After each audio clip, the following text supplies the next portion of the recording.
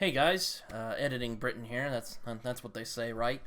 If you guys get confused by this video, I should note real quick. I recorded this last Sunday. I was going to post it on Tuesday as part of my Halloween special, but then I thought that was lame, so I did the short story instead. So this was the video I was going to post. So if it sounds a little confusing, that's because I recorded it on Sunday. I was going to post it on Tuesday. Now I'm posting it on Friday because, well, I was really lazy. I didn't want to come up with anything else. So I hope you guys enjoyed this video nonetheless. So yeah, here's the Spoopathon wrap up, if you will. Wait a minute. A video on Tuesday, you might be thinking. Yes, a video on Tuesday. Hello everyone, Britain here, also known as Some Okie Dude, and I bet you're wondering why I am putting up a video on Tuesday. Well, aside from the obvious. It's Halloween. Spoopathon is coming to an end, and it makes me very sad because Halloween is one of my favorite times of year. But to celebrate the occasion, I have decided to talk about some of my favorite Halloween reads. This is basically, I'm doing my wrap-up pretty early, so this is basically all the books and comics I read for this year's Spoopathon. And I hope you guys enjoy. It's basically going to be it. I was going to do a discussion with my friend Curtis M. Lawson, who wrote the book Devil's Night, a collection of short stories. Go check it out. It's a very good collection of short stories, I thought. But unfortunately, stuff just kept getting in the way, and it didn't work out, and it just didn't pan out. So yeah, I'm just doing this instead.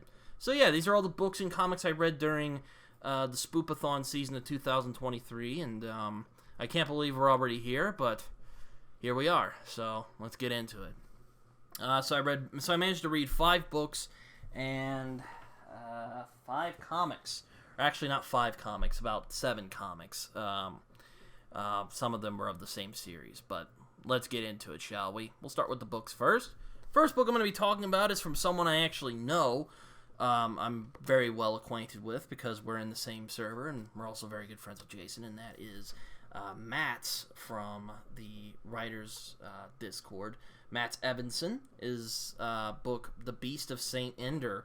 This was one of my first reads of the year. Very quick read. I thought it was really good. I am still disappointed that there are no werewolves in this story. Kind of spoiler, but not really. If you ask him, he'll just tell you that. But I thought this was really good nonetheless. A very Sherlock-esque mystery with great characters, very haunting atmosphere, and also a really cool monster. I don't want to spoil too much, but I had a lot of fun reading this book. I definitely didn't know what to expect. I mean, I thought I would like it at least, but yeah, I like The Beast of St. Ender. I think Matz is a very talented writer. He really gets that old school English vibe down very well.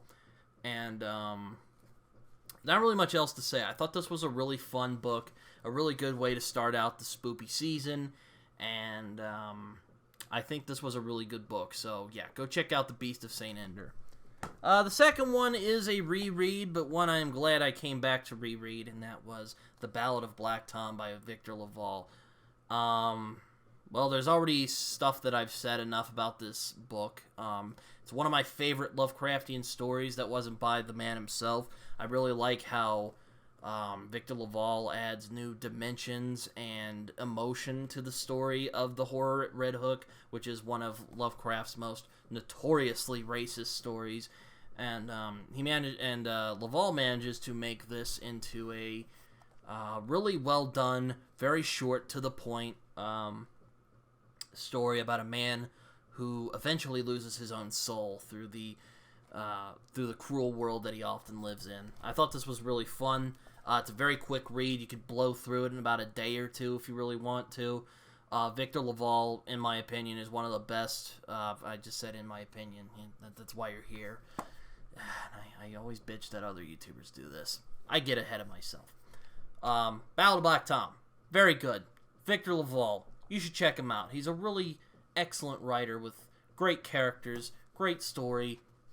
Just read The Ballad of Black Tom at some point. I think it is well worth the time. Yeah, Ballad of Black Tom. Next book I'm going to be talking about is my second Stephen Graham Jones book, and that is Mongrels. Mongrels is a book I've wanted to try for a very long time. I've had friends who recommended me this book. A lot of people have told me that this book is really good, and I read The Only Good Indians about 2 years ago, and I really liked that book. I thought it was really good, very atmospheric. The ending was kind of weird, but aside from that, I enjoyed it. And Mongrels, of course, interested me because I'm a big fan of werewolves, and I just love werewolf content. And I was not disappointed with this book. I mean, this book is really unconventional. It's kind of like what Watchmen is to superhero stories. It's basically Stephen Graham Jones reimagining the werewolf mythos for a new audience. And I really like all of the just the thought that went into this book. And I can understand how this might throw some people off. The tone is very experimental. He really experiments with sentence structure and how the story is told. But there is some really great human moments in this story, and I think that Stephen Graham Jones is a very talented guy. Again, I really love the lore in this. The werewolf lore I thought was really fascinating. I think that Stephen Graham Jones really knows how to get under your skin, and I really enjoyed how he did the werewolves in this. This was a really good book. Next one is probably the most interesting book I read. This was one that Jason recommended to me, and that is Tender is the Flesh by Agustina Bazterrica. I probably butchered that name. I am very sorry if she ever watches this, which will probably be never. How do I describe this? I wouldn't say I enjoyed reading this, but I was really invested in this book. And I'm going to talk more about it more as the week goes along, so wait for those.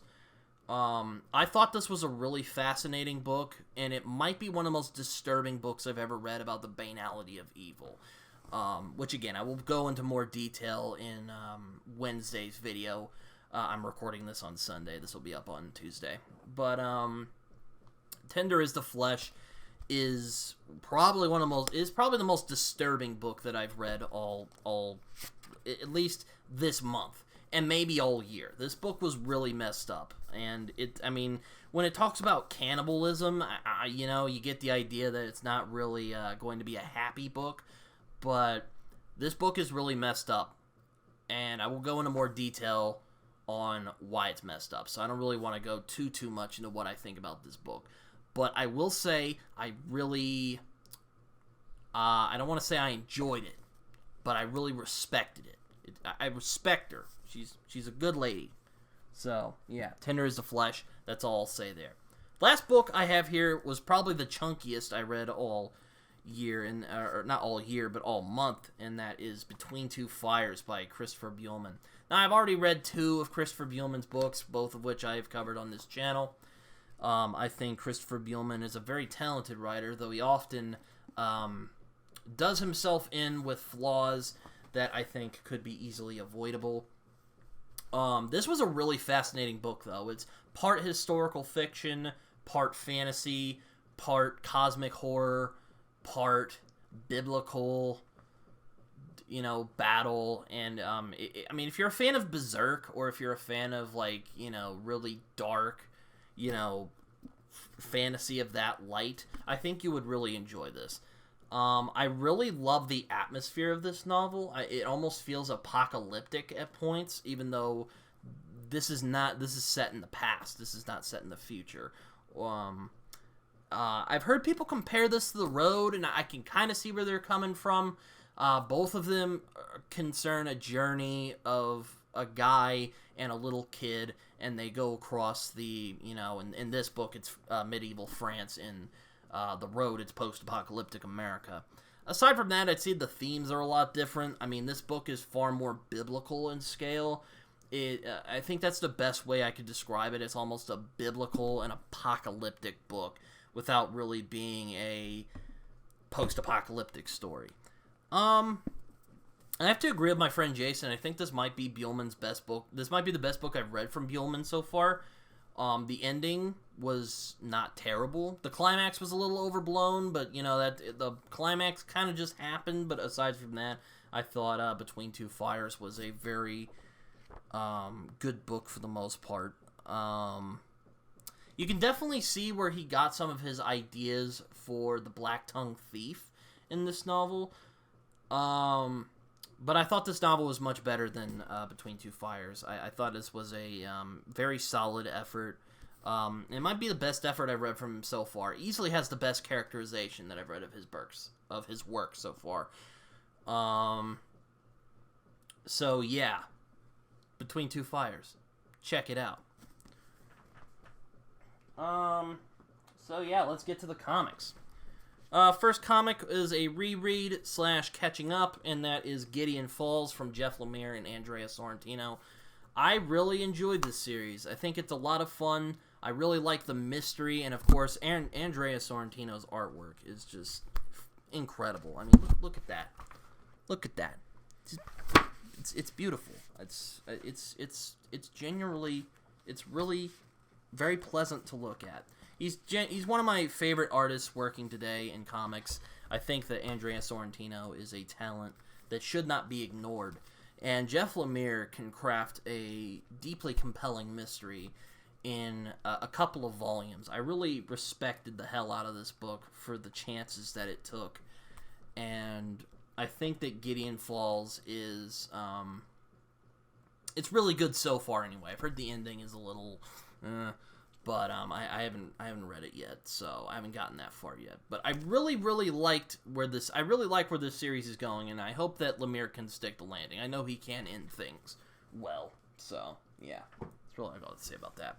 Next one I have is another Lemire classic, and that is not a classic, but another Lemire mainstay, and that is Little Monsters. This is basically like post-apocalyptic Lord of the Flies, but with vampires.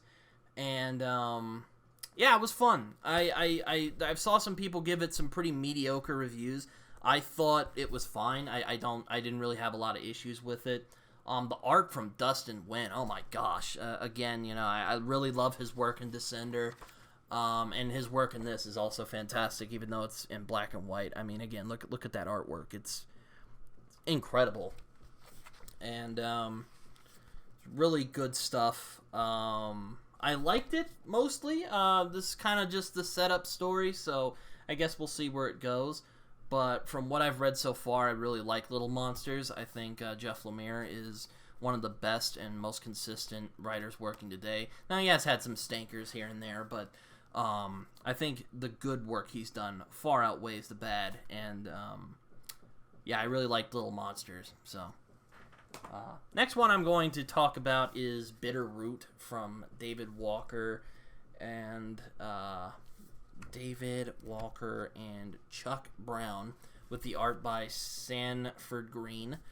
This was a lot of fun. Now, the concept of this could have been really bad, but I'm really glad that they didn't take it in a really ridiculous... They could have easily become preachy and stupid, and it just would have been stupid.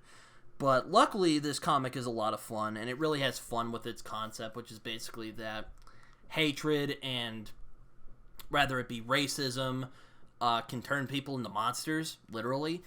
And it's a lot of fun. I really enjoyed reading it. It's definitely very pulpy in feel. It definitely kind of moves around, and I really like that. I also like the art from Sanford Green. There were a couple of wonky parts, but I do like most of the art from Sanford Green. I think he's a talented guy, and he has a really good cartoony style. And there's even a Magnolia cover in this, so, I mean, you can't go wrong there. That's all I gotta say. Next one I have here is Manor Black by the guys who did Harrow County, Cullen Bunn and Tyler Crook, with also Brian Hurt, who helped make The Sixth Gun, which was Cullen Bunn's really breakout series that wasn't Harrow County. This was really fun. I really liked this. It doesn't take itself too seriously. The pacing isn't too bad. Some of Bun's other work, I've had issues with the pacing, but the pacing in this is very good.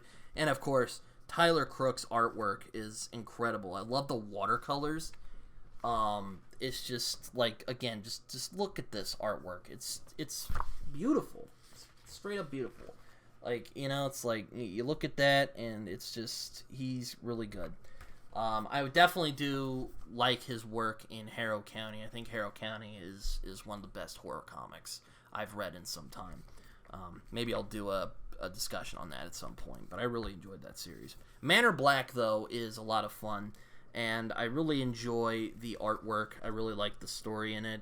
It definitely has that similar Harrow County kind of Southern Gothic feel. I really love the lore that is being built up in this, very much like Harrow County. Basically, in other words, if you like Harrow County, I think you'll like this a lot. It's a lot of fun, and it's just good. It's really good. Last one I really have here to talk about today is another really good one, and that is Beasts of Burden by Evan Dorkin and Jill Thompson. This was one that my comic book guys at my local comic shop told me they swore by this series. They said this is really good. You should check it out, and I did. Finally, it took me a few years, but I finally got around to reading it, and I loved it. I thought this might be my favorite comic of the month. This was really just really well done, and you could expect it's basically Hellboy, but just with a bunch of animals, a bunch of cute animals, solving supernatural mysteries, basically.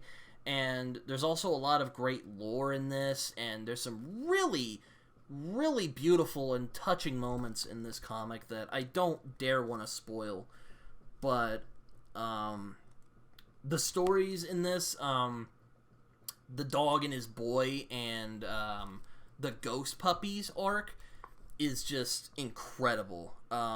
Is just so good, and they were probably my favorite part of the Lost is what the story's called. Dog and His Boy and Lost were probably my favorite stories in this collection. But yeah, Beasts of Burden is probably my favorite comic I've read this month. It's definitely on my favorites of the year. This was really great, and Jill Thompson's artwork is incredible. It's just, again, I love the watercolors. It's so beautiful in this, and like look at that. It's just, man, this really great comic artwork. And yeah, well, that was my Spoopathon reading list. I hope you guys really enjoyed Spoopathon this year. I had a lot of fun doing all those reviews and discussions. Thank you, Jason, for coming on to those across the river. I don't have much else to say. Go find me on Twitter. Find me on Letterboxd and Goodreads, where I write reviews that are probably more coherent than the one you just heard right now. And you can also find me on Discord. So, yeah. See you guys later.